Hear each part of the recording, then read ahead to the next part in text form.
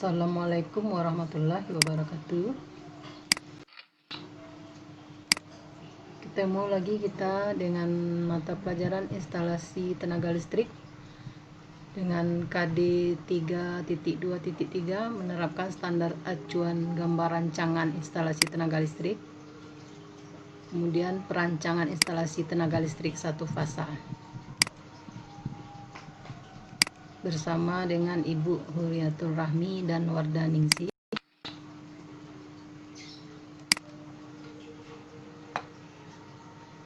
Yang pertama kita akan membahas menerapkan standar acuan gambar rancangan instalasi tenaga listrik.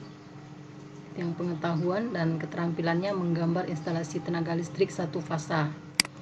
Tujuan pembelajaran: setelah berdiskusi dan menggali informasi, peserta didik dapat menerapkan acuan standar gambar dalam perancangan instalasi tenaga listrik sesuai UIL 2011 secara mandiri dengan teliti.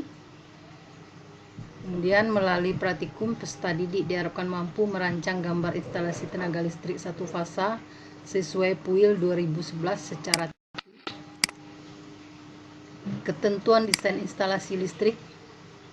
Desain instalasi listrik ialah berkas gambar desain dan uraian teknik yang digunakan sebagai pedoman untuk melaksanakan pemasangan suatu instalasi listrik. Desain instalasi listrik harus dibuat dengan jelas serta mudah dibaca dan dipahami oleh para teknisi listrik. Untuk itu harus diikuti ketentuan dan standar yang berlaku. Desain instalasi listrik terdiri dari gambar situasi, yang pertama yaitu gambar yang menunjukkan dengan jelas letak gedung atau bangunan tempat instalasi tersebut akan dipasang dan didesain hubungannya dengan sumber tenaga listrik. Kemudian gambar instalasi yang meliputi desain tata letak yang menunjukkan dengan jelas letak perlengkapan listrik beserta sarana kendalinya atau pelayanannya seperti titik lampu, kotak kontak, saklar, motor listrik, PHBK, dan lain-lain.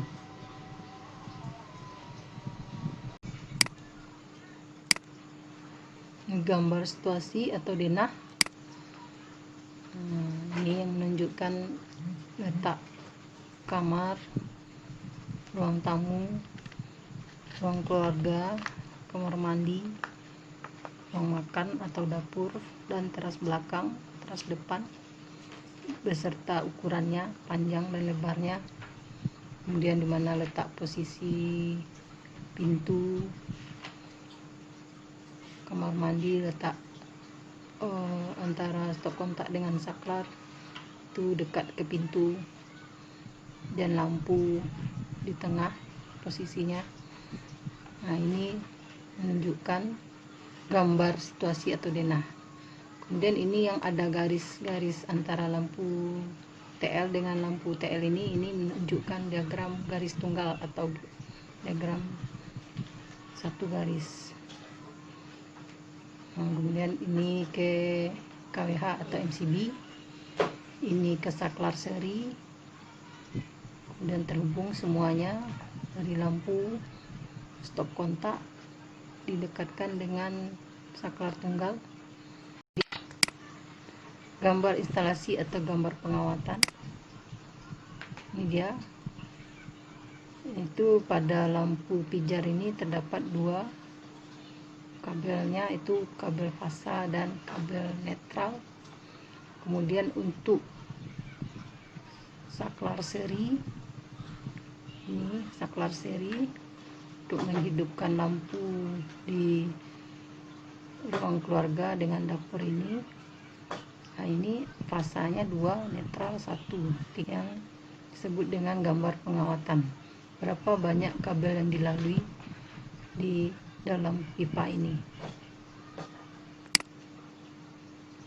Nah, ini warna kabelnya untuk satu fasa.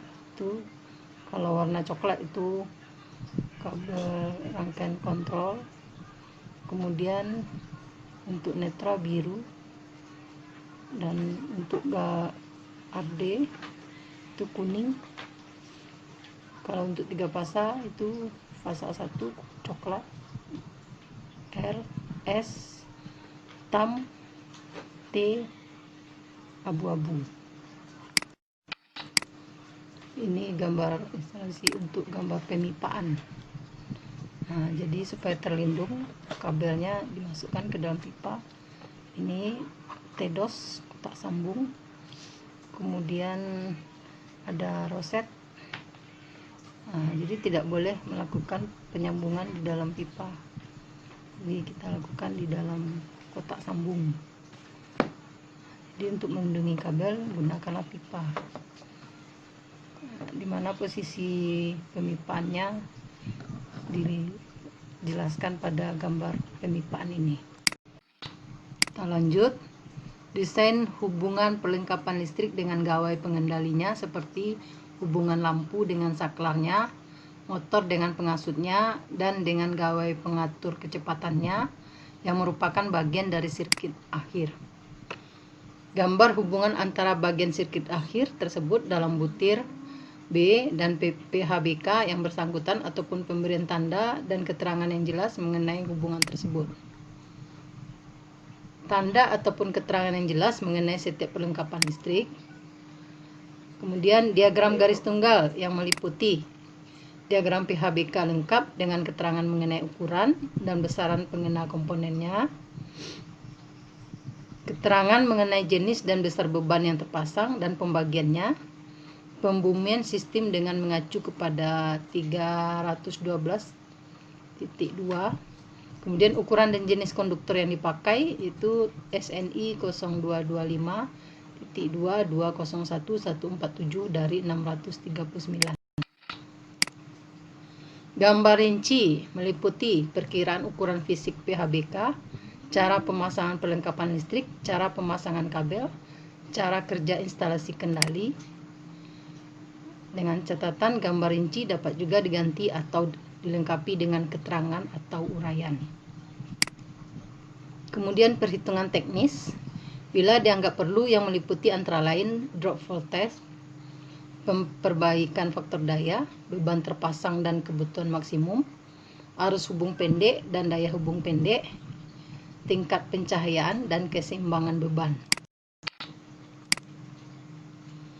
Tabel bahan instalasi meliputi jumlah dan jenis kabel, konduktor, perlengkapannya, jumlah dan jenis perlengkapan bantu, jumlah dan jenis PHBK, jumlah dan jenis luminer lampu. Kemudian uraian teknis meliputi ketentuan tentang sistem proteksi dengan mengacu kepada lampiran F bagian 4 strip 41, ketentuan teknis perlengkapan listrik yang dipasang dan cara pemasangannya, cara pengujiannya, jadwal waktu pelaksanaan. Perkiraan biaya. Kemudian kita lanjut memahami gambar kerja rancangan pemasang instalasi tenaga listrik satu fasa, pengetahuannya dan keterampilannya menggambar instalasi tenaga listrik satu fasa.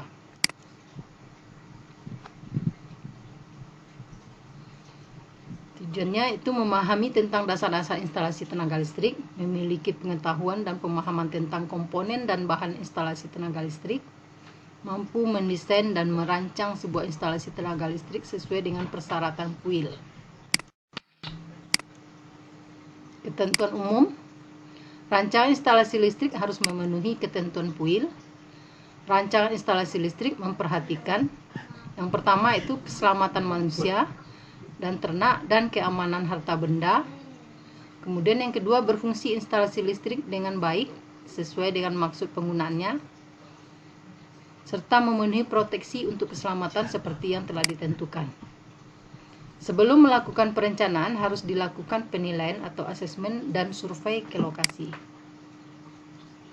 Yang kedua, ketentuan rancangan instalasi listrik. Rancangan instalasi listrik ialah berkas gambar rancangan dan uraian teknik yang digunakan sebagai pedoman untuk melaksanakan suatu instalasi listrik yang meliputi gambar situasi dan gambar instalasi listrik. Ini kita telah pelajari tadi di atas di desain instalasi listrik bersama itu. Kemudian penempatan titik beban dan saklar, penempatan titik lampu. Tingkat iluminasi yang memadai merupakan unsur dasar bagi rumah tangga modern. Penempatan titik lampu menjadi penting untuk memperoleh pencahayaan yang diinginkan. Penempatan titik kontak-kontak. Kotak-kontak sebaiknya ditempatkan di dekat ujung dinding daripada di tengah untuk menghindari terhalang karena penempatan mebel atau lemari yang besar. Kotak-kontak sebaiknya ditempatkan kurang lebih 30 cm di atas lantai dengan dilengkapi penutup atau proteksi atau 30 cm di atas landasan bidang kerja meja. Penempatan saklar dinding. Saklar dinding biasanya ditempatkan kurang lebih 120 cm di atas lantai di jalan yang biasa dilalui. Jika harus dilayani dengan membuka pintu terlebih dahulu, maka saklar dinding ditempatkan di dekat dan di sisi daun pintu masuk atau di tiap ujung gang atau tangga. Yang keempat, penghubung lampu dan kotak-kontak. Saklar adalah gawai pemutus dan penyambung rangkaian listrik dalam keadaan berbeban atau tanpa beban. Berdasarkan segi pemasangan saklar dibedakan atas jenis terpasang pada permukaan dan jenis terpasang rata permukaan. Sedangkan dari keadaan lingkungan terdapat pula saklar yang tahan cuaca atau kedap air. Kemudian yang kelima, tusuk kontak. Kotak-kontak yang ditempatkan pada lantai harus tertutup dalam kotak lantai yang khusus. Kemudian diizinkan untuk penggunanya itu pada puil 510.4.2.4. Kotak-kontak fase 1 baik yang berkutub 2 maupun 3 harus dipasang sedemikian hingga kutub netralnya berada di sebelah kanan atau di sebelah bawah kutub bervolta. Kontak-kontak harus dipasang tidak kurang setinggi minimum 1,25 meter dari lantai. Jika dipasang kurang dari 1,25 meter, kotak-kontak harus tertutup. Pengelompokan beban, jenis beban. Beban yang terdapat dalam rumah dan bangunan beragam sesuai dengan keadaan penghuni dan jenis penggunaannya. Jumlah maksimum titik beban di sirkuit akhir. Jumlah maksimum titik beban yang dapat dihubungkan paralel pada suatu sirkuit ditentukan dalam peraturan puil 2011 24.2 sampai 24.2.5. Perhitungan kebutuhan maksimum sangat diperlukan agar pemanfaatan energi tersebut sesuai dengan kebutuhan. Dengan kata lain, adalah hemat atau tidak boros. Untuk itu, tujuan memperkirakan kebutuhan beban adalah sebagai berikut. Untuk mengetahui beban tersambung total, untuk menetapkan kebutuhan maksimum beban, untuk menetapkan daya sambung untuk melayani beban ditambah daya untuk memenuhi perluasan di kemudian hari. Kemudian untuk membuat rancangan rinci lebih lanjut. Kemudian yang kedelapan itu bahan instalasi listrik. Pengertian bahan instalasi listrik adalah bahan yang digunakan dalam proses pembuatan instalasi listrik. Adapun bahan-bahannya telah kita pelajari minggu kemarin, itu kWh meter, MCB, inisiator breaker atau papan hubung bagi konsumen atau PHBK dan lain-lain.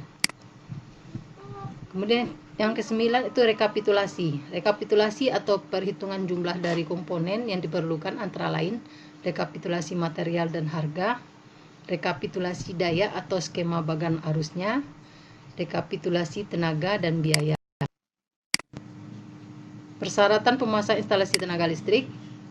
Sumber tegangan yang digunakan untuk menyuplai instalasi listrik rumah atau gedung adalah sumber tegangan satu fasa yaitu 220 volt dan 380 volt.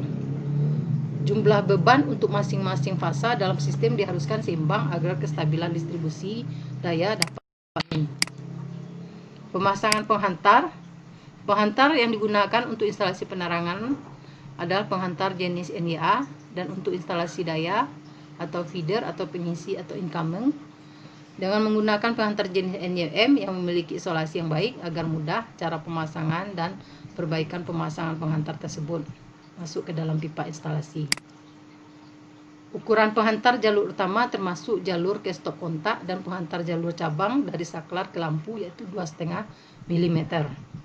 Menggunakan penghantar yang sesuai ketentuan maka keselamatan instalasi dapat terjamin dan bila instalasi akan diperluas masih dalam batas kemampuannya. Penghantar untuk jenis NYM dilengkapi dengan hantaran pentanaan atau RD karena untuk instalasi daya, misalnya untuk AC, motor listrik dimaksudkan agar bagian yang terbuat dari logam dapat ternetralisir, dan bila terjadi hubung singkat, aliran arus akan segera ke tanah. Nah, hanya sekian yang bisa Ibu sampaikan. Kemudian kamu lanjut membuat tugas. Ini ada 5 buah soal, kemudian 6 soal untuk memperdalam pemahaman Anda mengenai materi di atas. Silakan Anda amati daerah sekitar Anda, buatlah desain perancangan instalasi tenaga listrik satu fasa sesuai dengan kondisi tempat yang ada.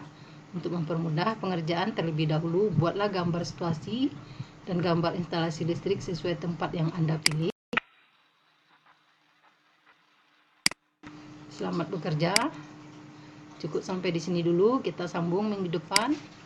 Terima kasih. Assalamualaikum warahmatullahi wabarakatuh.